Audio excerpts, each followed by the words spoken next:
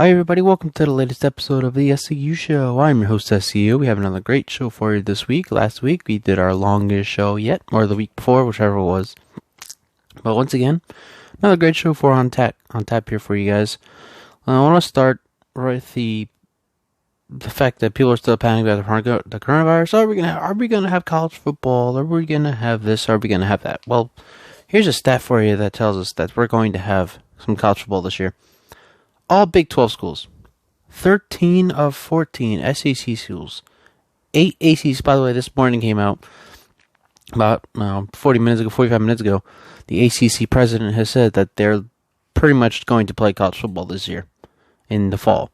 And 5 Pac-12 schools, now USC, UCLA, and everything, they don't know what they're doing right now. But as of right now, there's probably going to be college football this year. I think we should stop worrying about it too much. Or not worry about it too much, There's going to be college football this year. And with that being said, it's very obvious to me, and I think it should be obvious to you and everybody else that watch the show, that Clemson should be the favorites to win the college football playoff national championship again this year. Yeah, they lost last year to LSU. But LSU also lost their top two guys in Justin Jefferson and Joe Burrow. Clemson, they lost T. Higgins, but he's no Justin Jefferson. And they did lose Isaiah Simmons, but they still have very talented defense down there in Clemson. They still have Dabo Swinney, still their head coach. They still have the top 8 offensive coordinator in the country. They still have Trevor Lawrence. There's a lot of pieces there that just scream that the Clemson Tigers are going to win the national championship this year. Not to mention the fact that the biggest threat in the ACC for Clemson right now is probably UNC, Mac Brown. They have the third top recruiting class this year. And so that kind of tells you, okay, maybe UNC will be good, but I don't think they'll be good enough to beat Clemson in the ACC title game. I still think Clemson will win. Then they go to the championship game, and the only really big challenge I see them facing would be Ohio State. Ohio State would be the biggest challenge for them. And we already saw what happened last year. Clemson was down big time to Ohio State, and they wound up coming back to win that game in the end in the Fiesta Bowl. So we know now that the Tigers can beat the Buckeyes if that comes down to that. But they're really, LSU's going to have a down year. Georgia just lost their quarterback, Jake Fromm. A lot going on with that. So I'm pretty sure that Clemson's going to win the championship this year. I think that, if again, the only challenge really for them is Ohio State. So there will be college football this year, and I'm banking on it that the Clemson Tigers will be your national champions this year. And sticking with the Tigers, we'll talk a little Trevor Lawrence here. Joe Burrow, I'll start with Joe Burrow. Joe Burrow went first overall to the Bengals, and everybody, he's had such a great season at LSU. He threw 60 touchdowns. They won the championship. Joe Burrow's going to have a great NFL career. No, not really. You'll have a great NFL career depending on where you go as a player, And Joe Burrow went to probably the second biggest dumpster fire in the NFL outside of Jacksonville, or maybe third outside of Chicago as well. Joe Burrow went to the Bengals. That's for a reason. I don't think he's going to do well because the Bengals are such a dumpster fire. Big mess down there in Cincinnati. And the same thing with Trevor Lawrence. Last week, I said Trevor Lawrence was probably going to go first overall to the Jaguars. I think because the Jaguars will win probably 3 games this year. I looked at their schedule. That's a 3-win season for the Jaguars. And then, depending on how Gardner Minshew does, who knows, So I do think that Trevor Lawrence will go to the Jaguars, and that's kind of concerning. I like Trevor Lawrence. He's a very talented quarterback. But on the other hand, he's going to go to Jacksonville. And that's the reason that he won't have such a great NFL career, because the Jaguars are such a mess. Look what they did to players like Justin Blackmon. I know Justin Blackmon got in trouble, but Justin Blackmon was also a very talented receiver out of Oklahoma State. And here at Jacksonville, he didn't do so well. Blaine Gabbert, Missouri. Such a talented quarterback, great quarterback. Went to Jacksonville, he's a career backup. The thing is that the Jaguars, they're the type of franchise that just ruin NFL careers. And unfortunately, that's the way it's looking for Trevor Lawrence, unless he's like the Messiah and he could change the Jaguars front office or the culture down in Jacksonville. I don't think so. Funny enough to mention this, I talked to a friend of mine who's a scout, and he told me he's not a fan of Trevor Lawrence. You know, he just think he thinks anything so special about Trevor Lawrence, and I had to look into it myself. He's kind of right. He was kind of right.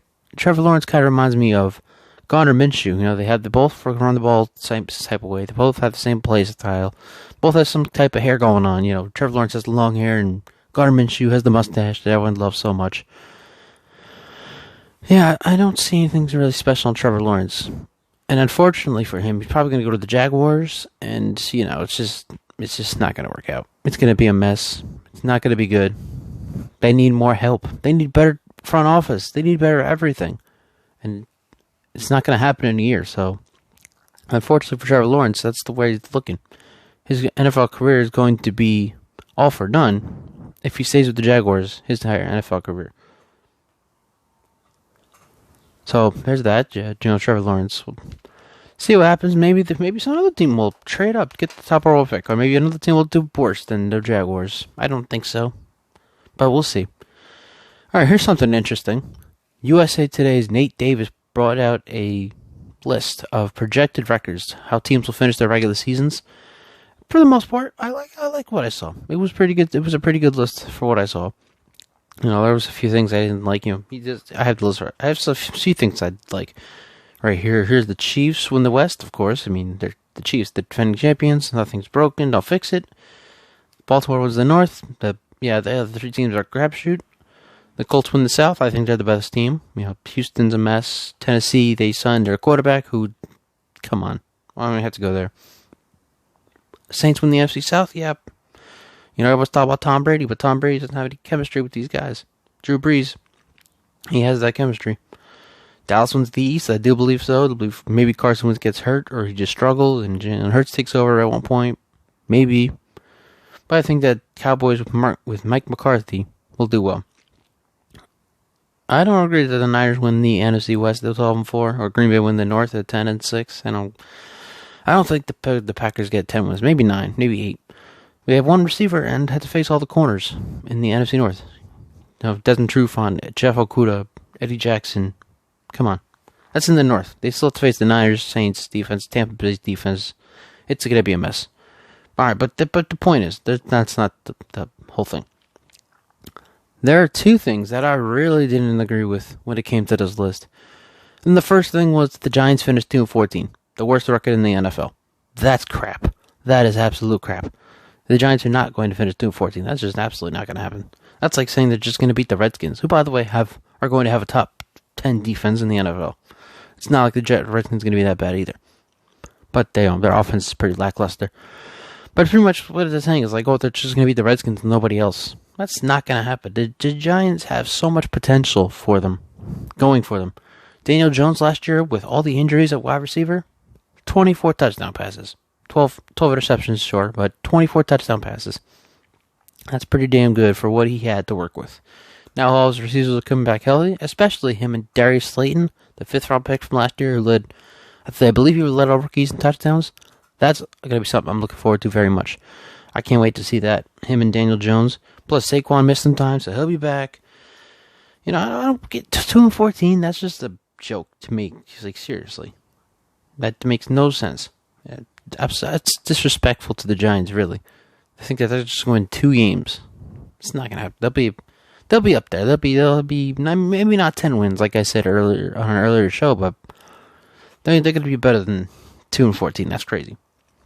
And the other thing was that the Steelers finished 11-5 and finished second in the AFC North behind the Ravens, who finished 13-3.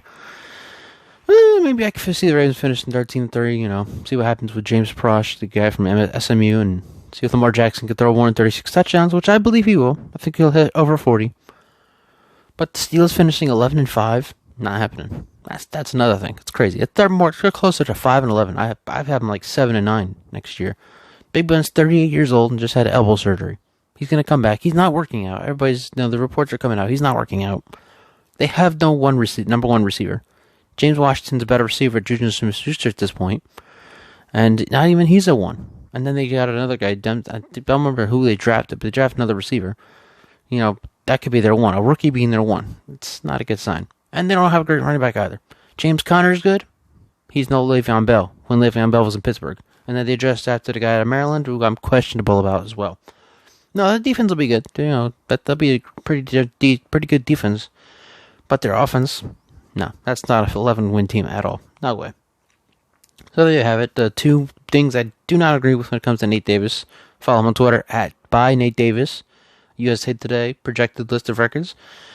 The Giants finished 2-14. Not happening. They'll be a 7-8 win team. And the Steelers will be closer to 5-11 than they will be to 11-5. Alright, so several rookies were drafted. I think it was like 7 quarterbacks were drafted this year's draft. And obviously Joe Burrow's starting. They got rid of Andy Dalton. He's in Dallas now. So Joe Burrow's going to start week 1. I believe they play Kansas City, if I'm not mistaken. But there's also several other rookies who might start, not week 1, who might start at some point in the season. Not week 1, but eventually they will. And those are Justin Herbert, Tua, and people are going to laugh at this, Jake Fromm. Tua, alright, let's start with Tua. I don't think he's going to start till at least November. The Dolphins' schedule starts out really easy. They play the Pats in New England to start off. That they could beat the Patriots in New England. They did last year with Fitz. And now they don't have Tom Brady. The Bills, the Jags, that they're all maybe wins, maybe 1-2, 2-1 start for the Dolphins, and they look good. But then it gets pretty tough for them. Seattle at home, at San Francisco, the Broncos, the Chargers. If Fitz struggles in that 4-game stretch right there, I expect Tua to come in about week 8 against the Rams. That'd be the earliest Tua would start, would be week 8 against the Rams. If, he has the chance to start. Maybe, who knows, maybe they'll let Fitz ride to his last season and just go with it.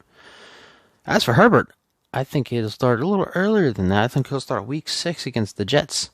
Because the Chargers' tough schedule starts week 2. They go to Kansas City. Then it's Carolina, who drafted 7 guys on defense in the draft. Probably not all 7 will start. But just to think that the Panthers are really building that defense, and then they have to face Christian McCaffrey, Teddy Bridgewater, and Robbie Anderson on the offense as well. At Tampa, and then at New Orleans. What a tough schedule that is for the Chargers. The Chargers have a really great team around them. They drafted Kenneth Murray. They got a lot of talent on the team. They have Justin Herbert. I think he'll start, if he starts at all this season. The earliest would be week 6 against the Jets, because Tyrod Taylor, he's not your quarterback. And he's probably going to show that during that stretch when they play the Niners and play the Saints and the Bucks. Not the Niners, the Panthers. But, that's that. And the last one, Jake Fromm, week 10, he'll start. Josh Allen's not the best quarterback. He had a decent season last year. Everyone's like, he's such a great quarterback. Holy crap, did you see what he done? He's not that talented. And the Bills have an easy schedule for the first 5 weeks. About week 6 is when they get a little difficult when they host Chiefs on Thursday Night Football. They also have to face the Raiders defense, which John Gruden and Mike Mayock have been building. People are always mocking the Raiders, but look what they're doing on that defense. They're really building that defense. And that's week 4 against Vegas. So they have Vegas week 4, Kansas City week 6, and then Seattle week 9. I think Josh Allen struggles in all 3 of those games, but he could struggle in other games as well. And then we'll see what happens if we go from there. I think Jake Fromm, if he does start, I don't know if he will, it'll be week 10. So there you have it. Tua, earliest will start at week 8. Justin Herbert, earliest start week 6. And Jake Fromm, earliest start week number 10. Jordan Love's not going to start. Let's just get that out of the way right now. Jordan Love will not start. I don't care how bad Aaron Rodgers does. They're not going to give him Aaron Rodgers. Are you kidding me? You could bench Aaron Rodgers for a guy you traded up for no reason, really, pretty much. That didn't make sense. People are still scratching their heads about that, me included. I don't expect Jacob Eason to play in Indy. I do believe this is it for Phillip Rivers' final season. They're just going to let him go, no matter how bad he does. And the Colts don't have that great of a team. They did draft Michael Pittman. Maybe he'll be better. I'm hoping he'll be better than T.Y. Hilton, because T.Y. Hilton's always hurt, and he only had 5 touchdowns last year. But he's a rookie, so who knows? And yeah, as I said, this is probably Phil Rivers' last season, so they're just going to let him go with it. Have fun. Do your thing. We'll build our team while you're enjoying your last ride, pretty much. I think that's what the Colts will be doing. Even though I do have them winning the NFC South, the AFC South, I do think they're better than the Texans. Deshaun Watson lost DeAndre Hopkins. And they have a bunch of B receivers, C receivers. The Titans, I don't agree with them signing Ryan Tannehill. That didn't make sense to me. They should have signed Derrick Henry. He's had 2 or 3 consecutive 1,000-yard seasons. And the Jaguars. We've already talked about them several times here on the show. And, yeah, like I said, Ryan Tannehill just signed a 4-year deal. As much as I would love to see Luke McDonald start in Tennessee, it's just not going to happen. It's just not going to happen, unfortunately. You know, it is what it is, am I right? I would like to see Luke McDonald start in Tennessee at some point this year, maybe earlier than people will expect, but he's a 7th-round pick. It's not going to happen. They're going to start Tannehill no matter what. And even then, they still have another backup behind Luke McDonald. Luke McDonald will probably be like a 3rd string, even though I think he should be a backup and eventually get his chance to be the starting quarterback in Tennessee. And Jalen Hurts, yeah, not going to happen. I mean, it could happen, but it's probably not going to happen. Because Carson Wentz now has 3 rookie receivers that they're going to make him look good or whatever the case is. They don't have an offensive coordinator. I don't know if I ever mentioned that. The Eagles are not going with an offensive coordinator in 2020. They're just going to stick with Doug Peterson calling the plays, and that's it. That's what they're doing. I don't agree with it. We'll see what happens.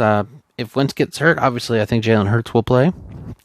If Wentz doesn't get hurt, maybe Jalen Hurts will still play. He'll just be a receiver, or a running back, because he's a very versatile guy, and they got to use him in that offense somehow if they want to compete with the Cowboys for the NFC East title. All right, that's it, everybody. This has been episode number 37 of the SCU Show. I want to thank you all for watching. Thank you all for listening. We're available on i95sportsnetwork.com.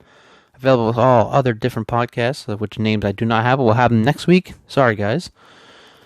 But that's it, everybody. Thanks for listening. Thanks for watching. This has been another episode of the SCU Show.